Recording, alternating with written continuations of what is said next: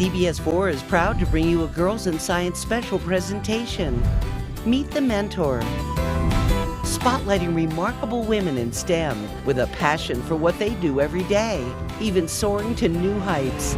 They're inspiring the next generation of girls to pursue careers in science, technology, engineering, and math. Sponsored by Excel Energy, Raytheon Intelligence and Space, MSU Denver, and our presenting sponsor, Ping Identity. Now, here's your host. Hello, everybody, and thank you for joining us for Meet the Mentor. I'm Michaela White here at Girls Inc., one of our partners for this year's all-virtual Girls in Science. It's a place where all girls can learn to be strong, smart, and bold. Just like these first two mentors you're about to meet, two women who help protect your identity on the internet. My name is Megan Mountford. I'm a technical enablement lead for the global support team. My name is Christina Salgado, and I'm a technical enablement specialist at Ping Identity.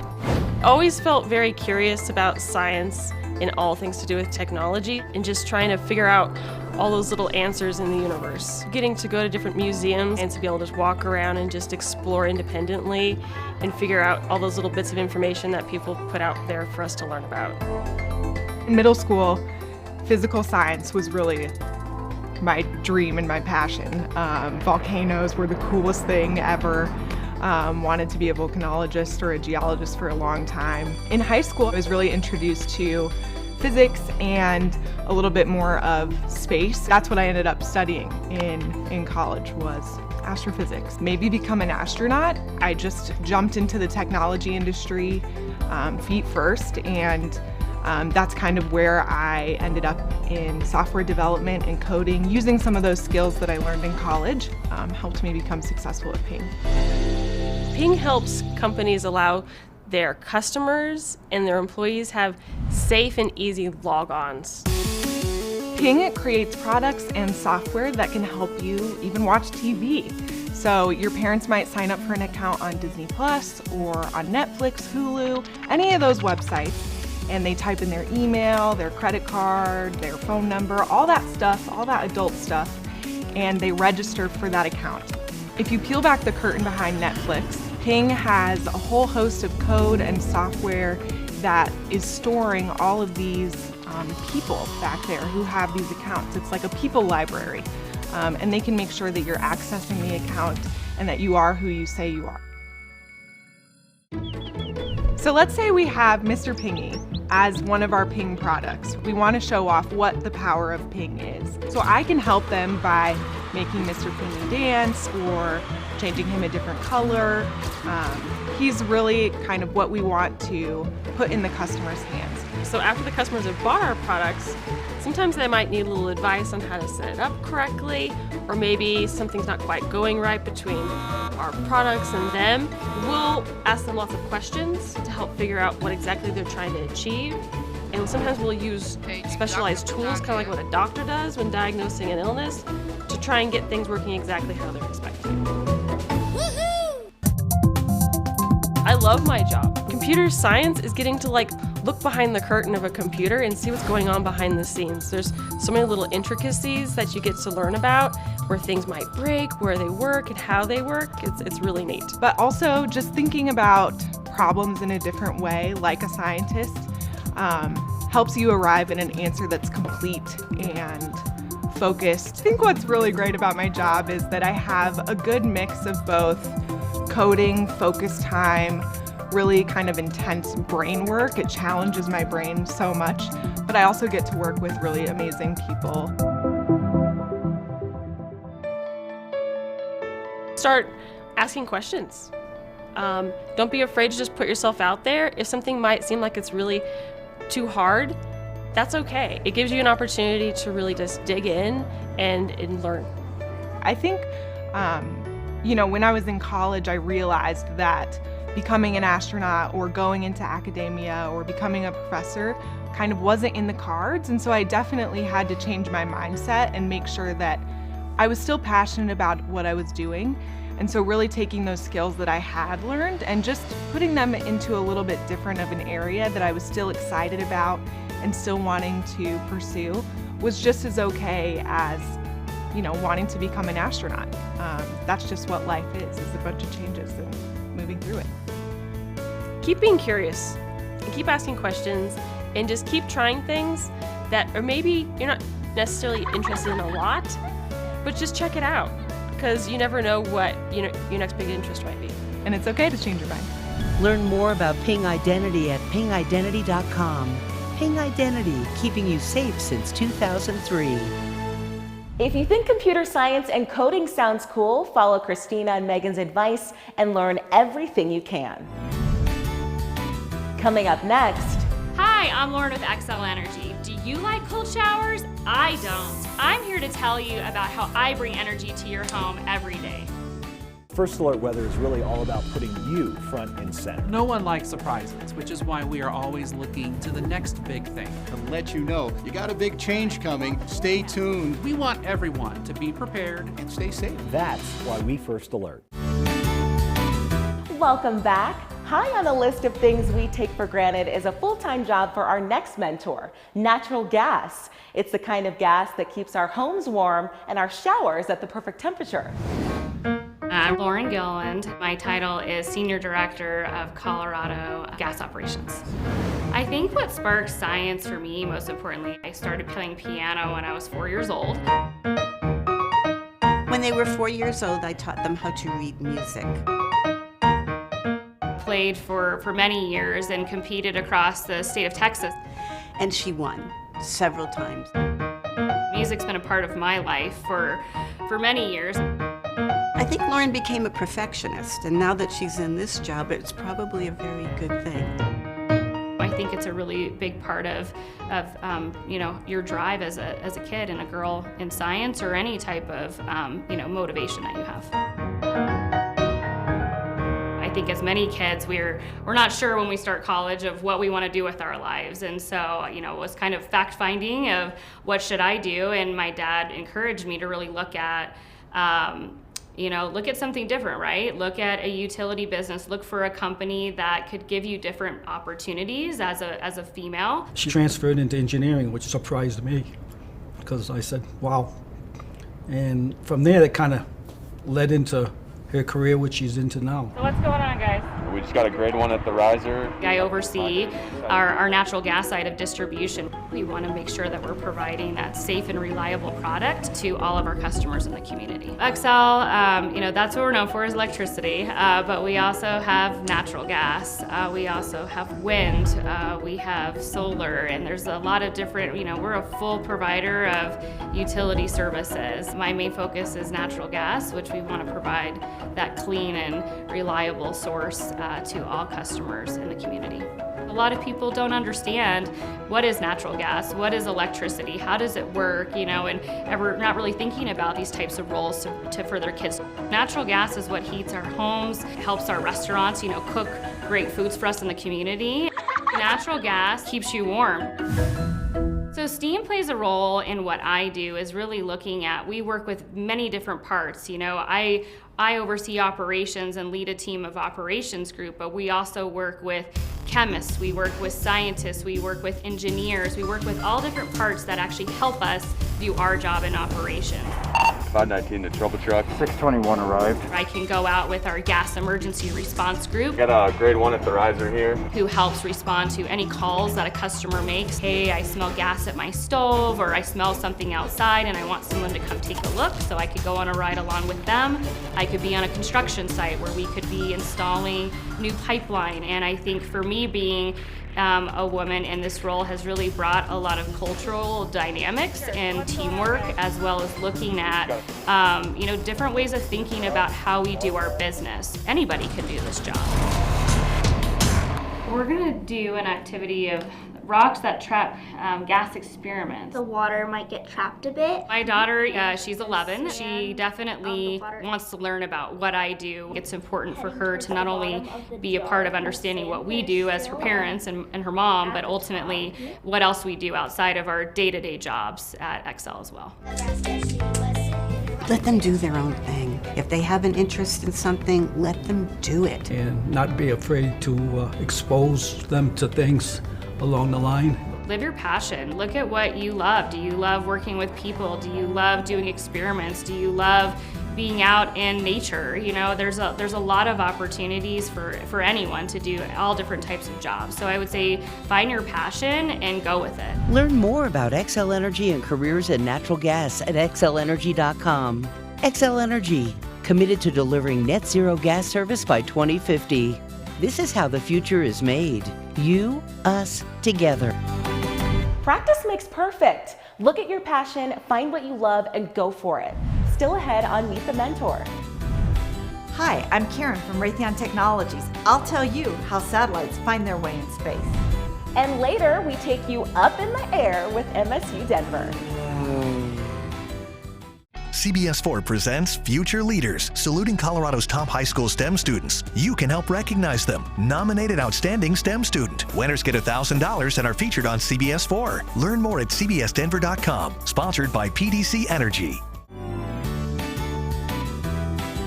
Look way up in the sky and you'll likely see the handiwork of our next mentor. Part of her job is telling satellites what to do, and her inspiration is math.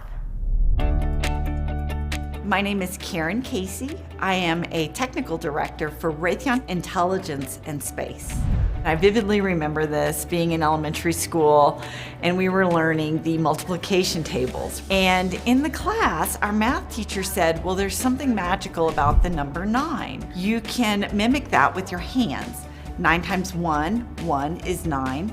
9 times 2 is 1, 18. 9 times 3 is 2, 27. And I just remember sitting in that classroom thinking, wow, if I can understand this multiplication tables and mimic it using my fingers, there's more to know. I actually started college my first year by taking Introduction to Math.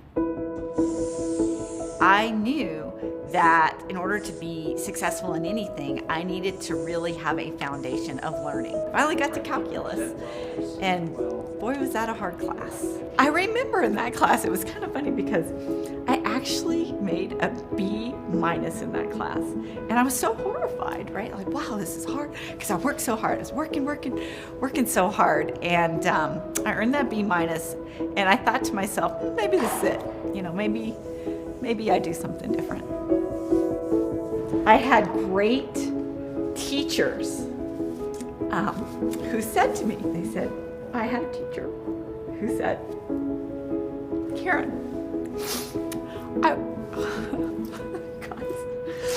I want to give you a job in the math lab. So she gave me a tutoring job, and that kind of transitioned me out of this mindset that, oh, I'm not good enough, or maybe I'm not smart enough, to not only am I good enough, I can help other people. That set, I think, the stage for many, many things, not only in my academic career, but in my professional career. My job is to engage the customers and find creative solutions to their problems. So what math did for me is it taught me how to solve hard problems. Because what we do here as a company is we build satellite ground stations. So the magnitude of complexity, the magnitude of science, the magnitude of the importance of the missions we support, I was hooked. What the James Webb telescope is it's a camera. Okay, that is the most simple terms. It is a camera, but boy, is it a camera. It is literally the most sophisticated, complex, far-reaching camera that's been ever deployed into space. So our company's role in James Webb Space Telescope is we built the flight software. Without that software, without that technology, you've just got a piece of hardware flying around in space.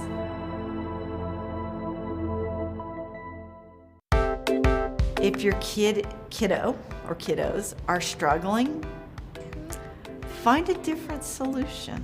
Don't hang up maybe so much on the grade. hang up on the learning experience, it's okay to take a step back. Maybe take 2 steps back. Step back till it's fun, and then try again. Just don't give up. And the biggest message I would like to send is you choose whether or not you stop. It's your choice. And if you decide that you can do it, you can. Through those experiences, something changes in you. And you start to think, you know what? I can do this. Learn more about Raytheon Intelligence and Space at raytheonintelligenceandspace.com. Raytheon Intelligence and Space's mission is to succeed in any domain against any challenge for a safer, more connected world. What a great lesson from Karen. Don't give up. Learn and explore until it's fun. You can do this. Get ready. We take you up in the air next. Have you ever wondered what it's like to fly your own roller coaster in the sky? I'm Dagmar with MSU Denver. Come try it. Fly with me. Join CBS 4 and History Colorado for the Bold Women Change History Speaker Series. Hear from trailblazers, visionaries, and history makers. Learn what happens when women have a seat at the table and when they lead. Get your tickets today at historycolorado.org. Welcome back. Not all pilots fly right side up. Our next mentor loves to fly upside down, and she says it's something you can do too. I'm Dagmar Krass, and I am a lecturer at MSU Denver as well as a coach for the aerobatics team. The moment that sparked my interest, I was a little girl. We flew somewhere and I sat next to the window. That window was so big because I was so small. And I looked out and there was a wing and a propeller, and I was enamored by that. I remember that very clearly. I felt there was no way I could be a pilot in Germany. Girls didn't do that. I came to the United States to get a business degree and learn English and go to university here. There, I met somebody who said, I'm going flying this afternoon. Would you like to come along? So I said yes. And we went flying, and he gave me the controls of the airplane, and I flew around clouds. I remember flying around the clouds, and it was so emotional. I was so enamored by it. And the next day I had my first flight lesson. And the rest is kind of history. There's lots of science in flying. I give classes about the aerodynamics. Why does the airplane fly? It has all to do with the atmosphere and the molecules and how they interact with the wing. That's physics. We need to learn about the weather. That's meteorology. Aeromedical sciences, how our bodies react to flight. We learn about navigation. We learn about how the airplane's shape they have to have, how they are built, the components they have. There is a lot to flying. The most scientific part maybe is the atmospheric sciences and the aerodynamics. I've founded here an aerobatic competition team. There is a collegiate program out there in aerobatics where universities can have teams and compete with each other. In aerobatics, we fly at the total envelope of what an airplane can do. We go straight up until it stops and falls back on the back and falls back down, or we fly upside down. We fly super fast, we fly super slow, we stall the airplanes. And you do this and it becomes so natural and it takes the fear away.